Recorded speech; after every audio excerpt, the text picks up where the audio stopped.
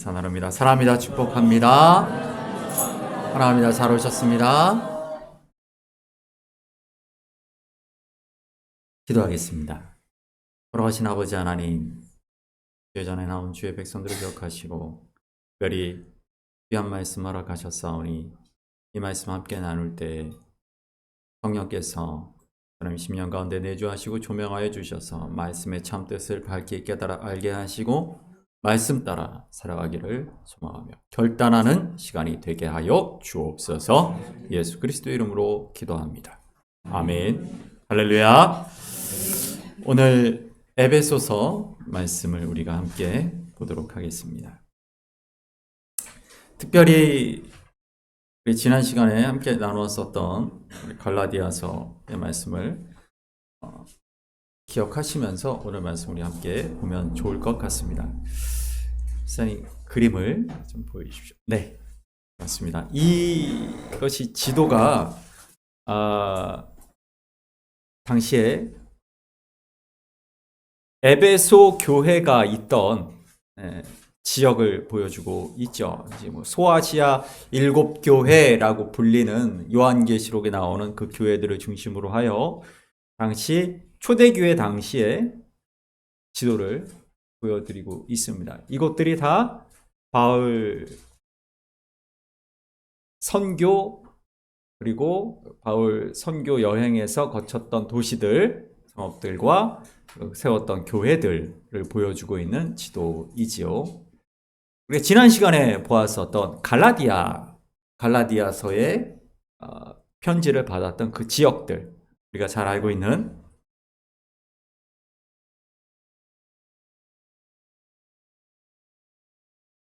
1차 바울 선교에서 버가에서 안디옥, 이고니온을 거쳐서 루스드라에까지 복음을 전하고 있을 때 안디옥과 이고니온에서 뒤따라온 유대인들이 바울 사도를 돌로 쳐서 여기까지 하죠. 더베에 갔다가 다시 역으로 자신을 돌로 죽이려고 했었던 그들이 있던 곳으로 역으로 다시 복음을 전하는 바울 사도의 모습이 1차 선교 여행이었다는 거죠. 2차 선교 여행은 어떤 것인가? 그 다음 보여주십시오. 맞습니다. 네, 1차 전도 여행이 갈라디아 지역을 갔다 온 것이라면 2차 전도 여행은 여기 녹색선입니다. 수리아 안디옥입니다. 수리아 안디옥. 오늘날의 시리아 지역이라고 생각하시면 됩니다. 수리아 안디옥에서 출발하는데 목표는 어디였냐면 아까 우리가 봤던 이 에베소였어요. 에베소가 목표인데 우리가 잘 알다시피 하나님의 영이 막으셨다. 그래서 어떻게 합니까? 마게도냐 사람이 환상 중에 나타나 건너와서 우리를 도우라. 그래서 유럽 선교가 시작된 2차 전도 여행이죠. 그래서 2차 전도 여행을 쭉 유럽을 갔다가 다시 예루살렘으로 돌아와서 왜 예루살렘에 돌아오는가? 예루살렘에서 보고를 하는 거죠. 예루살렘 교회가 당시에 본부였기 때문에 그렇죠. 예루살렘 교회. 야고보, 예수님의 형제 야고보가 수장이었던 그 예루살렘 교회가 본부였습니다. 그래서 1차 전도 여행 끝나고 나서 지난 시간에 우리가 갈라디아서 말씀을 배경을 이야기할 때 사도행전 15장에 예루살렘 공의회에서 이방인들에게는 율법을 강요하지 않아도 된다라는 결정이 내려졌다라는 그 예루살렘이 본부였었던 것이죠. 이 3차 출발 역시 안디옥 교회, 시리아 안디옥 교회에서 3차 출발하게 됩니다. 출발해서 바로 2차 때 그렇게 가려고 했으나 가지 못했던 에베소에 갑니다. 물론 2차 전도 여행을 돌아오는 길에 에베소로 잠깐 들르기는 하지만 이 3차 전도 여행에서는 아예 에베소에서 3년을 머물게 되죠. 그리고 두란노 서원에서 강론을 하면서 에베소에 교회를 세워 나갑니다. 에베소가 왜 그렇게 중요했는가에 대한 이야기를 제가 드리려고 하는 거예요. 당시 로마가 지배하고 있던 이 지중해를 중심으로 하는 이 세계, 이게 당시의 세계의 전부입니다. 그리고 이쪽에는 이제 스페인이 있겠죠. 이 스페인이 있죠. 이 지중해가 닿는 곳, 여기가 이 세계의 끝이었어요. 물론 저쪽으로 동방이 있다는 것도 이들은 알고 있었죠. 실크로드가 이렇게 이어지기 때문에 동방이 있는 건 알고 있었지만 이들에게 세계의 끝은 여기였어요. 지중해의 끝. 그래서 여기 스페인이 있죠. 조금 나와 있는데 스페인이 있는 이게 끝이었죠. 그래서 여기에 무어가 있다, 다시스가 있다. 그렇죠? 그래서 요빠에서 배 타고 이 지중해를 건너 다시스, 여기가 세상의 끝이에요. 스페인이 세상의 끝이었어요. 언제까지? 그렇죠. 콜럼버스가 신대륙 발견하는 1492년까지 여기가 세상의 끝이었어요. 근데 여기서 쭉 가니까 새로운 세상이 열린 거죠. 그게 신대륙이죠. 그래서 그때까지는 이 세상의 전부였고, 그렇기 때문에 땅 끝까지 가는 것이 예수 그리스도께서 주셨던 지상 명령이 있죠. 너희가 땅 끝까지 이르러. 그래서 이게 목표에서 바울 사도의 목표도 거기에 있었다. 바울 사도의 목표는 그래서 로마에 가는 것이, 로마에 가서 당시에 세계를 지배하고 있던 로마 제국의 심장이기도 했고, 또한 스페인 선교를 하기 위해서 여기를 교두보로 삼아서 하기 위해서 썼던 것이 그래서 로마서죠. 그러면 이 에베소는 어떤 의미인가? 이 지역들, 당시에 아시아와 유럽과 아프리카를 잇는 가장 중요한 무역로이기도 했고, 모든 문명들이 이곳에서 가장 융성하게 꽃을 피웠던 곳, 그곳 중에 하나가 바로 에베소예요. 누가 봐도 여기가 중요한 지역 같죠. 그러다 보니까 에베소에 정말 다양한 인종, 그리고 다양한 문화, 수많은 우상들, 신들이 모여있던 곳입니다. 세계 7대 불가사의에 들어가는 아데미 여신 신전이 있었던 것도 에베소예요. 그래서 바울 사도의 이 선교 전체 여행에서 가장 중요한 곳이 세 군데가 있습니다. 첫 번째가 어디냐면 에베소고, 로마고, 스페인이에요. 땅끝. 이 세 곳 중에 1차적으로 바울 사도가 가장 중요하게 여겼던 것이 바로 이 에베소였다라는 것이죠.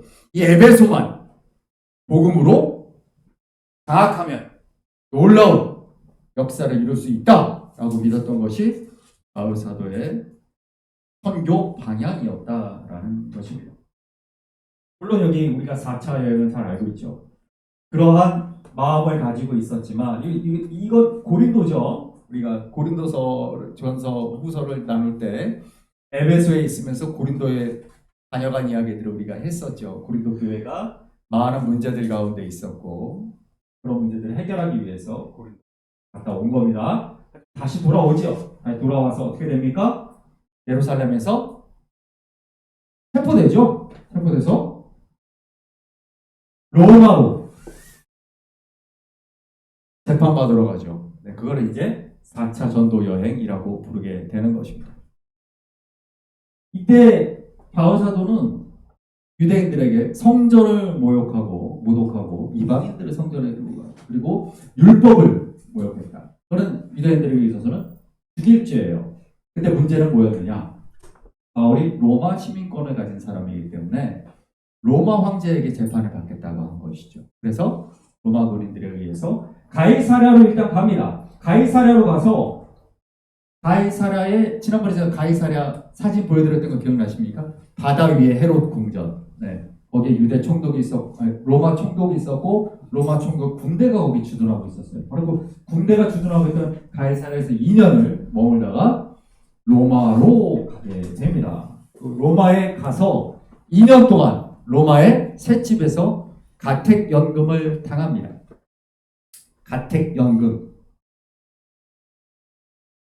은서, 가택연금이 뭘까? 그렇지, 집에 갇히는 거죠. 감옥은 아닌데 집에 갇혀 있는 거예요. 감옥은 아니에요. 왜냐하면 아직 재판 결과를 나오지 않았으니까. 재판을 하려면 바울 사도를 고발한 유대인들이 여기 와야 돼. 로마에. 그걸 기다리고 있는 거예요. 2년 동안. 근데 결국 결론은 어떻게 되냐면 유대인들이 안 왔어요. 그래서 2년 있다가 그냥 풀려나죠. 하지만 집안에 갇혀 있는 거예요. 가택연금. 여러분 우리 한국 정치사에서도 우리 김영삼 대통령이 예전에 신민당 총재일 때 가택연금을 당하는 그 유명한 사진이 있죠. 지금도 역사에 굉장히 유명한 사진이 있습니다. 집안에 가둬놓는 거죠. 근데 2년이나 되는 시간을 바울 사도가 갇혀 있으면서 스스로 지내는 생활비라든가 이런 것들을 본인이 감당해야 되는 거예요. 이게 너무 길어지니까. 그걸 감당했던, 그걸 후원했던 교회가 어디냐면 빌립보 교회입니다. 빌립보 교회. 그 빌립보 교회 성도들에 대한 그러한 감사라든가 이런 이야기들이 우리가 다음 주에 보는 빌립보서에 담겨 있어요. 그런 감사가. 근데 이곳에서 바울 사도가 가택 연금되어 있던 그 2년 동안 편지를 쓰게 됩니다. 4통의 편지를 쓰죠. 우리 알고 있죠. 에베소서, 빌립보서, 골로새서, 빌레몬서 4통의 편지를 보내게 됩니다. 특별히 에베소서 6장 21절에 보면 두기고를 통해서 이 에베소를 거쳐 골로새로 편지를 보내게 되는데 그게 에베소서, 골로새서, 빌레몬서예요. 골로새 교회에 있던 빌레몬에게 오네시모에 대한 이야기를 쓰는 게 빌레몬서죠. 그러니까 두기고가 에베소서하고 골로새서하고 빌레몬서를 가지고 간 거예요. 가서 에베소 교회를 거쳐서 골로새 교회를 가는데 에베소 교인들에게 전해준 편지가 바로 오늘 우리가 보는 에베소서. 말씀을 잠깐 보겠습니다. 에베소서 1장 4절부터 봅니다. 4절, 5절. 에베소서 1장 4절 읽겠습니다. 시작. 그 창세전에 우리를 택하사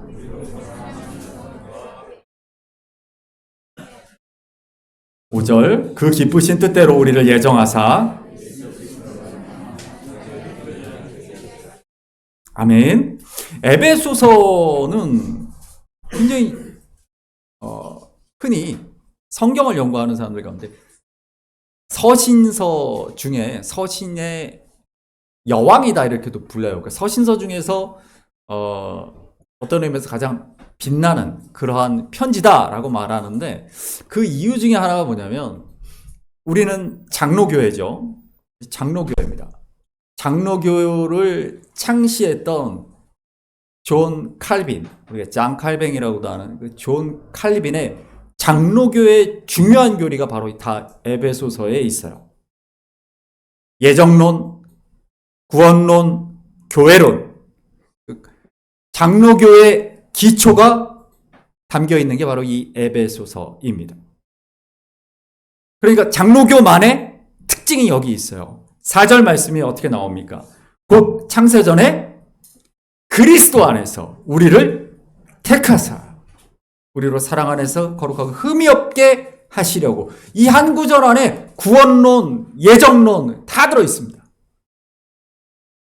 하나님의 계획 가운데, 예정 가운데 우리를 택하셨다. 그리고 그리스도 안에서 우리 5절 말씀 보면은 그 기쁘신 뜻대로 우리를 예정하사 예수 그리스도로 말미암아 자기의 아들들이 되게 하셨다라는 거죠. 이게 기독론까지 다 들어있는 거예요. 장로교 신학이 이 2절 안에 다 들어있습니다.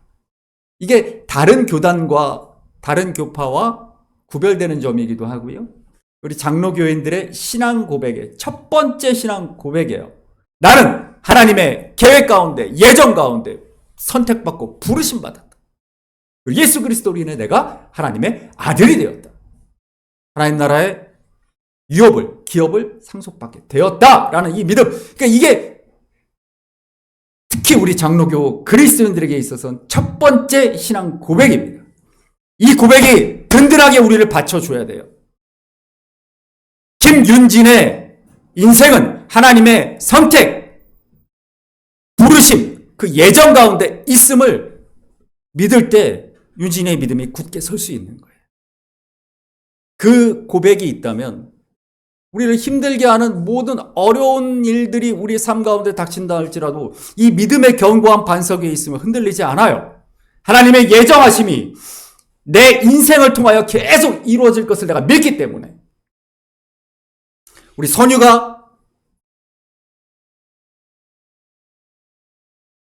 인생을 7년 인생을 살았는데 앞으로 그 10배는 살겠죠? 그 이상 살 겁니다. 그 인생이 어떻게 이루어질 것인가? 잘 살아야지 자기가 열심히. 이렇게 생각할 수 있겠지만 그리스도인들은 그 잘 살아야지에 하나가 더 있죠. 뭡니까? 하나님이 예정하신 가운데, 하나님이 이끄시는 가운데 그의 삶이 이루어질 것을 우리는 믿는 거예요.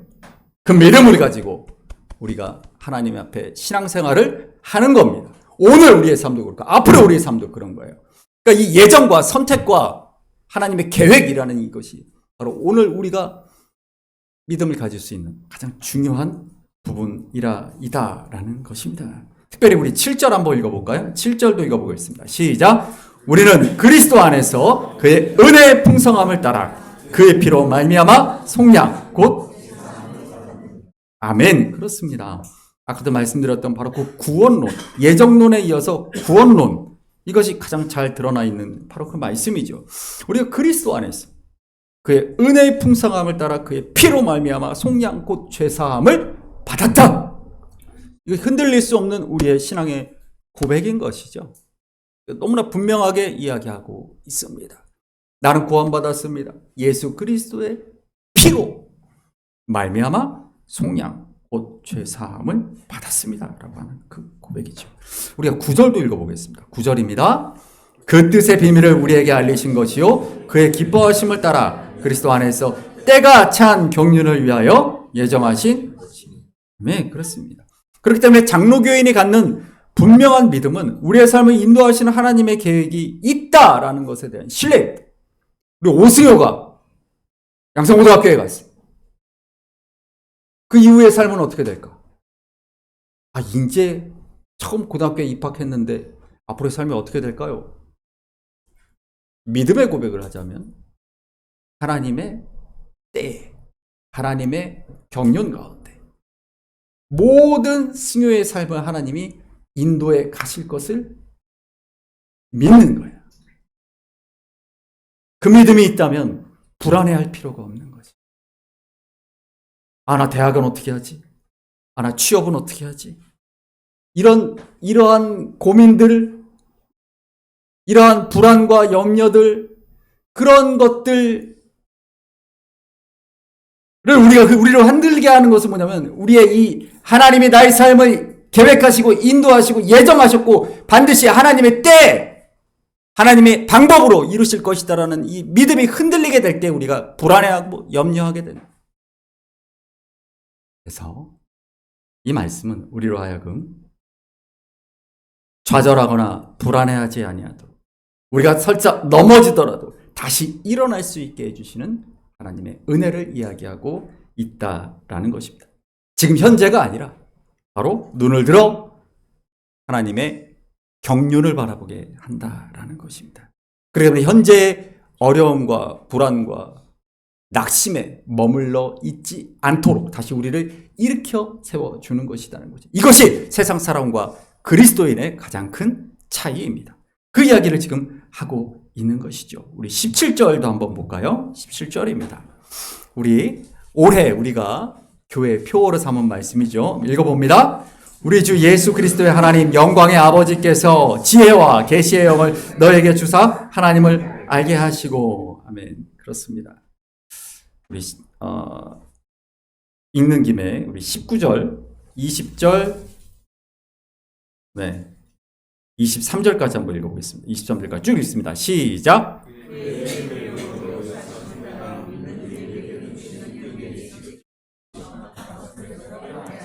구하노라. 그의 능력이 그리스도 안에서 역사하사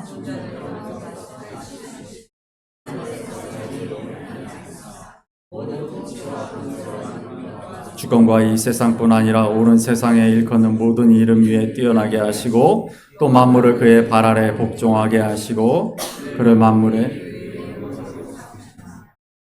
교회는 그의 몸이니 만물 안에서 만물을 충만하게 하시는 이에 아멘. 그렇습니다. 여기서 교회론이 나옵니다. 그래서 예정론, 구원론, 교회론, 우리 장로교회의 가장 중요한 신학적인 배경이 여기 다 있어요. 우리 믿음의, 우리 신앙의 기초들이 여기에 있습니다. 우리 신앙은 이 기초들 위에 세워져야 돼요. 그래서 여기서 교회를 뭐라고 말하고 있는가? 성경이 교회를 뭐라고 말하고 있는가가 중요한 것이죠. 이 이야기들을 왜 바울 사도가 에베소서에 왜 썼을까? 에베소는 아까도 제가 말씀드렸지만 교통, 무역, 문명 이런 것들이 중심지였죠. 그래서 많은 인종들이 모여 있었고 특별히 그곳에 교회를 이루고 있는 헬라인과 이방인들 사이에 문제가 있었다라는 걸 우리는 알 수가 있지요. 교회는 무엇인가? 교회는 머리 대신 그리스도의 몸이다.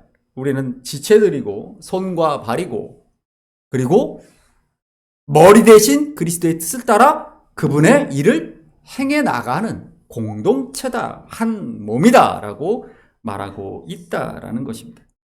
유대인과 이방인들 사이에 문화적 차이가 있고 또한 신앙적인 차이도 있고 여러 가지의 다른 점들이 있어요. 그러나 그 모든 다른 점들보다 더 중요한 게 하나 있다. 우리는 모두 하나님의 예정하신 부르심 가운데 한 교회를 이루었다라는 것을 강조하는 것이죠.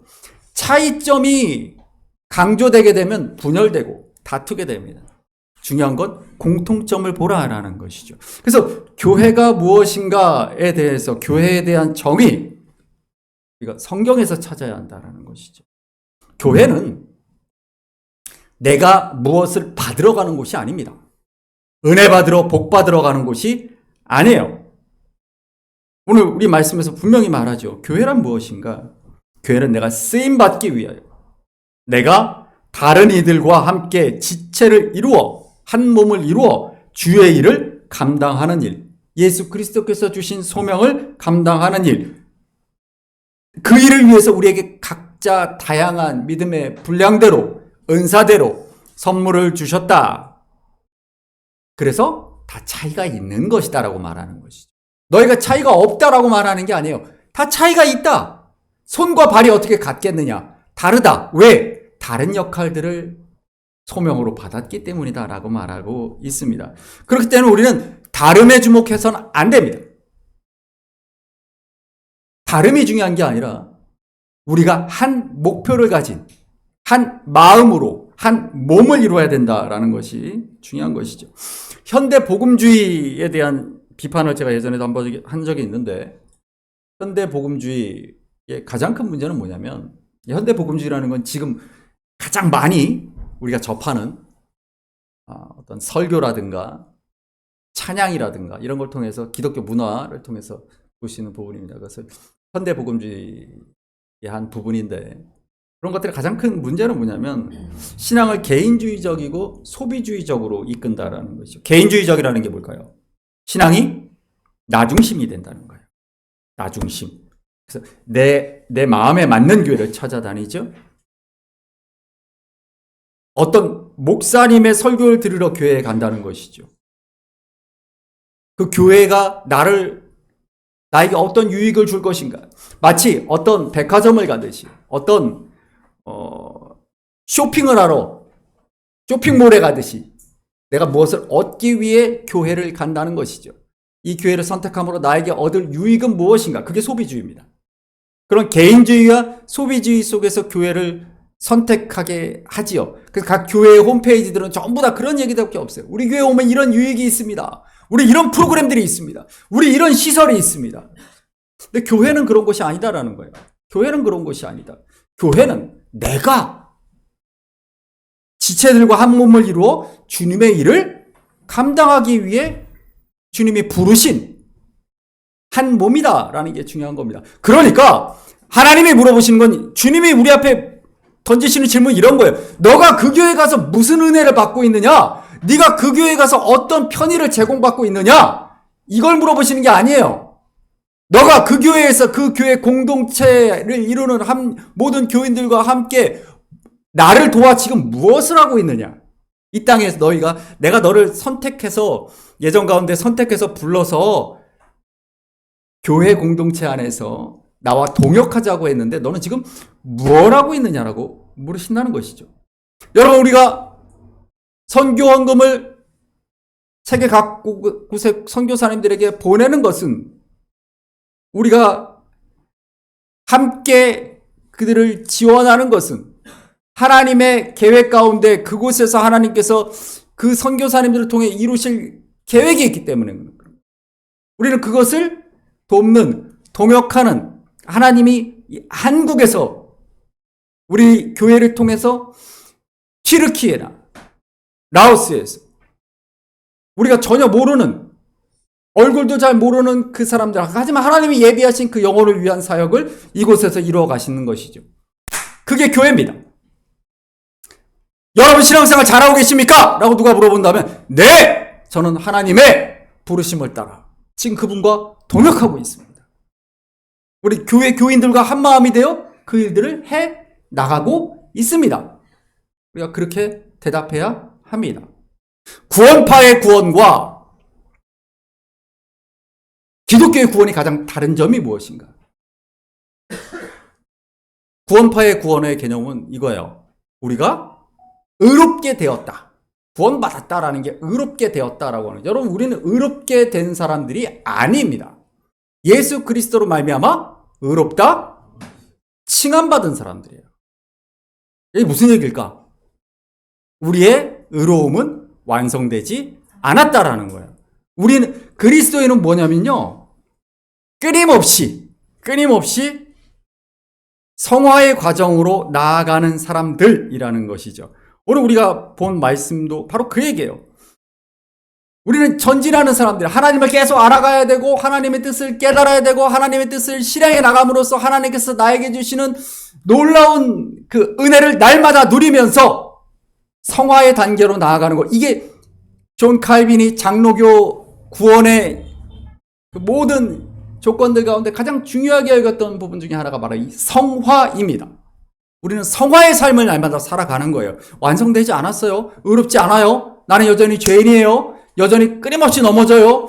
우리가 예배 시간에 합심해서 기도할 때 죄와 허물을 하나님 앞에 구하는 이유가 우리가 세상에 살아가면서 말씀대로 살아갈 수 없는 죄인이기 때문에 그래요. 우리는 여전히 그래요. 완전하지 않아요. 구원파는 완전하기 때문에 회개 기도를 하지 않는단 말이에요. 그 사람들은. 뭐 구원파만 그런 건 아니죠. 우리가 알고 있는 이단들, 신천지라든가 이런 것들은 회개 기도하지 않습니다. 왜냐하면 자기들이 의롭다라고 얘기를 하기 때문에. 근데 우리는 의로운 사람들이 아니에요. 의롭다 칭함을 받았고 의로움을 향하여 나아가는 사람들입니다. 그렇기 때문에 날마다 겸손하게 하나님 앞에 엎드려 기도하며 하나님의 뜻을 구하는 것이 우리의 삶이다라는 것이죠. 우리 사도행전 19장 8절에서 10절까지 말씀 보면 바로 에베소서의 배경을 우리가 알 수 있습니다. 19장 8절 보겠습니다. 시작. 바울이 회당에 들어가 석 달 동안 담대히 하나님 나라에 방문하며 권면하되 어떤 사람들은 순종하지 않고 무리 앞에서 이 돌을 떠나 제자들을 도란노 서원에서 날마다 강론하니라. 10절. 2해 동안 이같이 헬라인이나 다 주행하였음을. 처음에 바울 사도가 회당은 유대인들이 있는 곳이죠. 유대인 남자들만 있는 곳입니다. 그래서 그곳에서부터 시작을 하였고 나중에 도란노 서원이라고 하는 모든 이방인들이나 유대인이나 누구나 올 수 있는 그곳에서 말씀을 전하게 되었다. 그러니까 말씀을 전하게 되면서 유대인이나 헬라인들이 다 교회 안에 들어와 있으면서 그들이 하나님의 말씀을 받게 되었는데 중요한 것은 무엇이면 가장 우상 숭배가 심하던 도시 이 에베소에서 말씀을 가르치고 그리스도인으로 세우는 일이 얼마나 힘들었는가. 내가 예수를 믿지만 복음을 받아들였지만 여전히 우상 숭배하던 그 이방신을 섬기던 관습이 내 안에 남아있는 거예요. 그 습관들이 내 안에 남아있는 거예요. 내가 유대인인데 이제 예수 그리스도를 나의 구주로 영접하고 내가 주님만 따라 살겠습니다라고 결단했지만 여전히 나는 율법에 매여 있는 게 남아 있는 거예요. 바로 이러한 모습들이 에베소 교회 안에 있었다라는 것이죠. 근데 이것이 에베소 교회의 문제만이었는가? 그렇지 않아요. 오늘 우리도 그렇다라는 거죠. 오늘 우리도 여전히 세상 사람들과 같은 가치관을 그들과 함께 살아오기 때문에 여전히 그 가치관에 우리가 흔들린다는 것이죠. 내가 예수를 믿지만 여전히 그 안에 흔들리고 있다라는 이야기를 하고 있는 것입니다. 우리 4장 말씀을 잠깐 볼 텐데요. 1절부터 4절까지 한번 보겠습니다. 4장 1절부터 4절입니다. 읽습니다. 시작. 그러므로 너희가 부르심을 받은 일에 합당하게 행하여 모든 겸손과 온유로 하고 오래 참음으로 사랑 가운데서 서로 용납하고 평안에 매는 줄로 성령이 힘써 지키라. 이와 같이 부르심한 소망 안에서 부르심을 받았느니라. 아멘. 그렇습니다. 그래서 이 말씀을 주는 것입니다. 너희가 다 다르고 여전히 아직도 변해야 될 것들이 많지만, 아직도 하나님을 알아가야 될 것들이 많지만, 여전히 한 발은 이방신을 섬기던 그 습관에서 아직 벗어나지 못했지만, 그러나 너희는 한 소망을 받았다. 이것이 더 중요하다. 여기에 주목해라. 우리 7절 말씀 볼까요? 7절입니다. 시작. 우리 각 사람에게 은혜를. 아멘. 그렇습니다. 이 공동체는, 교회는 무엇인가? 이 교회론을 가장 잘 설명하는 교회의 복음이 바로 이 에베소서인데요. 왜 그러냐면 이것 때문에 그래요. 우리 각 사람이 그리스도의 선물 분량대로 은혜를 주셨다. 우린 다 주님의 선물을 받은 사람들이고, 근데 단지 차이가 있다면 분량대로, 그러니까 차이가 있는 거예요. 그리고 그 받은 은사의 종류도 다 달라요. 근데 중요한 건 뭘까요? 중요한 것은 그것을 인정하고 부족하면 부족한 대로, 다르면 다른 대로 우리가 하나님의 영광을 위하여 살아가야 한다는 것이죠. 그게 바로 우리 16절에 나옵니다. 16절 읽어볼까요? 거기에서 각 지체의 분량대로 역사하여 그 몸을 자라게 하며. 아멘. 그렇습니다. 그래서요, 교회는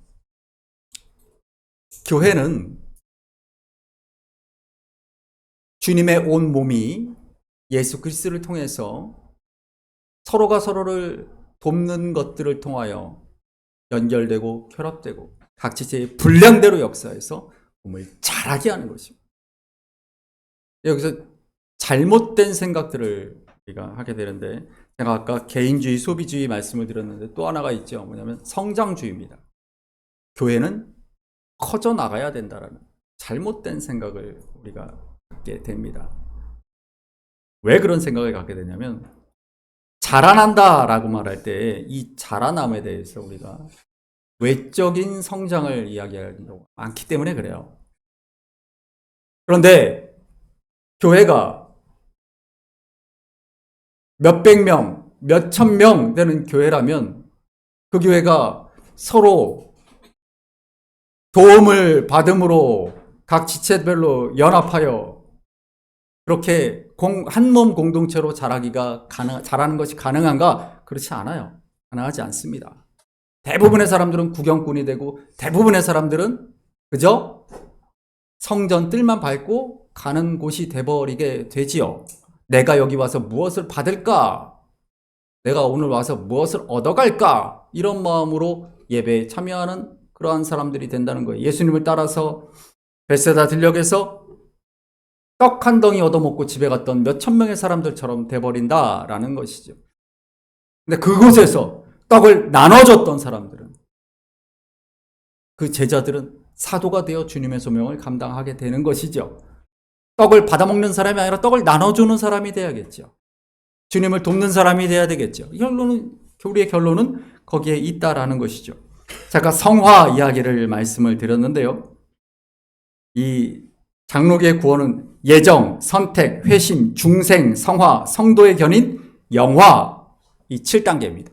영화는 이제 나중에 우리가 주님 앞에 나아가는 그날 이루어지겠죠. 우리 박영원 원사님. 성함이 아니고, 네. 우리가 영으로 대하는.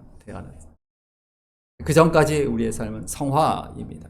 근데 성도의 견인이라는 것은 무엇이냐면, 성화와 영화 사이에 성도의 견인이라는 것이 있는데, 우리가 이 믿음대로 우리가 살아가기를 결단하고 나아갈 때 하나님께서 우리를 이끌어 가신다는 거예요.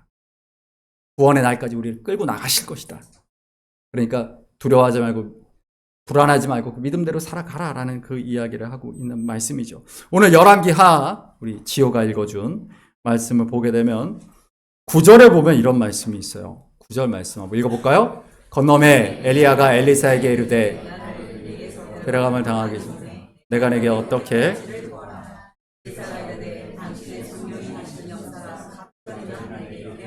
하는지라. 아멘. 이 갑절의 영감이라는 말로 예전에 성경에서 우리가 많이 보았던 말씀이죠.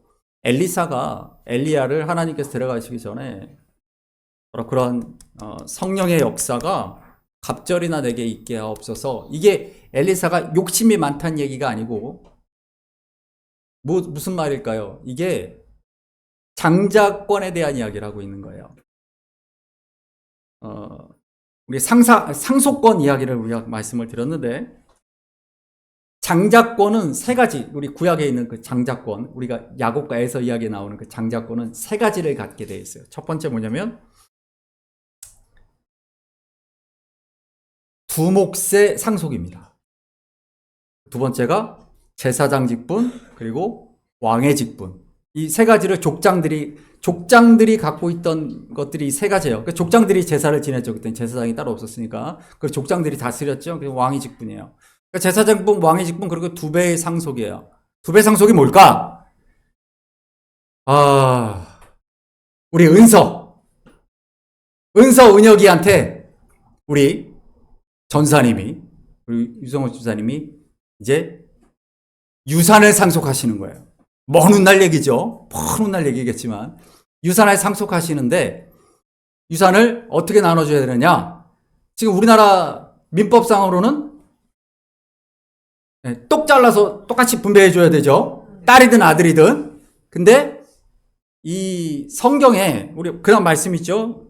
신명기 21장 말씀입니다. 한번 보여주십시오. 네, 읽어볼까요? 자기의 소유에서 두 몫을 줄 것이니.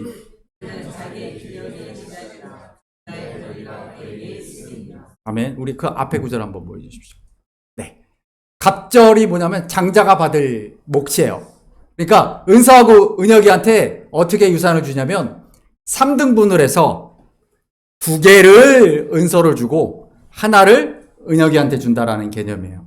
그러니까 첫째가 마지가 2개 받는 거예요. 은서 좋네. 은서가 오늘 예배에서 처음으로 웃었어요. 네. 2배 받는 거야. 그게 장자의 권리예요. 야곱의 아들들 가운데 2배의 몫을 받은 아들이 누굽니까? 요셉이죠. 네. 에브라임 지파, 므낫세 지파. 요셉 지파가 하나의 땅을 받은 게 아니라 그 아들에게, 두 아들에게, 그렇죠. 르우벤에게 있어야 될 장자의 권리가 나눠졌어요. 나눠져서 제사장의 직분은 레위에게 가고, 장자의 직분, 땅의 상속 2배의 직분은 요셉에게 가고, 그리고 왕의 직분은 넷째 아들이었던 유다에게 갔어요. 유다를 통해 다윗과 예수 그리스도가 오시는 거죠. 그래서 장자권이 분리가 되는데요. 그러니까 야곱까지는 장자권이 하나로 내려오다가 분리가 되죠. 그리고 예수 그리스도를 통하여 이제 그 상속의 은혜가 우리에게 있다는 얘기예요. 우리에게 있다. 내가 누군가? 나는 하나님의 나라를 유업으로 받는 사람이다라는 것이죠. 에베소서 1장 11절 말씀. 네. 세 번역인데요. 한번 읽어보겠습니다. 시작. 하나님은 상속자로 삼으셨습니다. 이것은 모든 것을 뜻대로 행하시는 일을. 아멘. 하나님의 계획하심 따라 우리를 그분의 상속자로 삼으셨다. 내가 누군지 알아야 된다는 것이죠. 누군지 알아야 된다. 예수 그리스도와 연합하여 내가 이제 하나님 나라를 유업으로 받는 상속자로 살아가야 한다는 거예요. 이걸 왜 에베소 교회에 보냈을까? 에베소 교회 교인들에게 이야기하는 거예요. 여러분은 이제 하나님의 상속자답게 살아가십시오. 그리스도와 연합하여 우리 이 앞에는 없는 내용인데 여러분 4장 13절 찾아보십시오.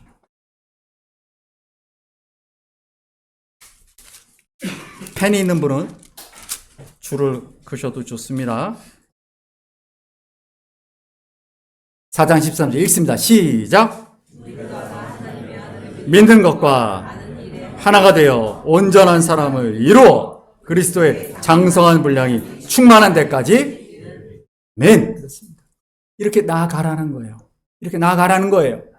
머물러 있지 말고 날마다 그 성화의 단계로 나아가라라고 말하고 있는 것입니다. 사랑하는 여러분, 우리를 예정 가운데서 부르신 그분은 오늘도 우리에게 교회 공동체, 믿음의 공동체 안에서 우리에게 주신 그 믿음의 분량대로, 은사, 그 선물의 분량대로 우리가 한 몸 공동체 안에서 봉사하며 날마다 성장하라. 그리스도의 장성한 분량이 충만한 데까지 이르라. 말씀하고 계십니다. 바로 이 말씀을 우리가 가슴에 담고 이 말씀대로 살아가는